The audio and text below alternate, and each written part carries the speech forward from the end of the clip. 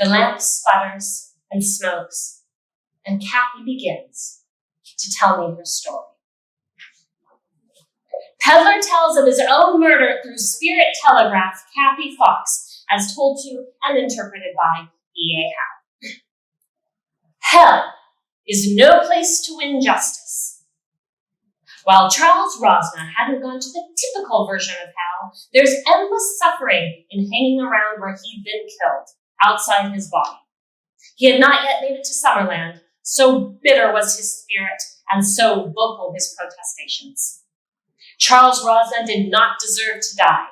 He had fled violence in a place across the ocean called Odessa to come and make his fortune in America as a peddler.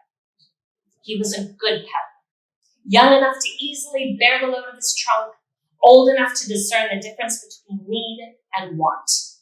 He knew that to have something of beauty, even something as small as a thimble, was not a luxury, but a necessity. He had bright red hair, a giant set of easy smiling teeth, and blue winking eyes, but his most winning quality was his voice. He spoke in a pleasing, deep, vibrant tone, his accent slight enough to charm instead of confuse. He couldn't help but often to break into songs of his old country and songs of the new while showing off his wares, singing phrases and notes that stuck into people's heads and made them want to sing too. He made customers feel that each object he sold had a bit of enchantment. Most of the other peddlers stuck to the cities, but Charles knew it was the outskirts where the mothers most needed a ribbon of an unusual color, a pin with a butterfly, a special spoon for their toddler. In 1843, he was trudging up north on his way to Rochester when a little hamlet called Hydesville took his fancy, and he stopped at a small salt box home where the Bell family lived.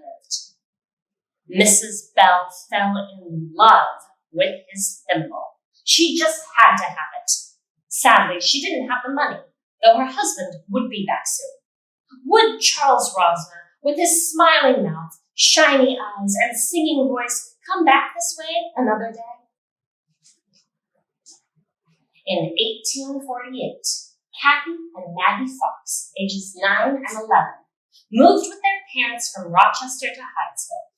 Since they had moved that past fall, none of them had been granted a proper night's sleep.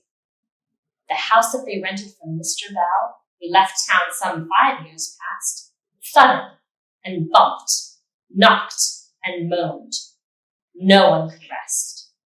Mrs. Fox cried upon waking, she was so exhausted.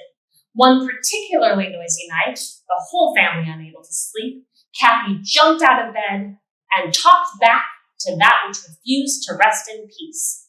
"Mr. Splitfoot," she said, "do as I do." The wood beneath their feet knocked back in the same rhythm. "Mr. Splitfoot," she said, "are you a spirit? Rap once for yes, twice for no."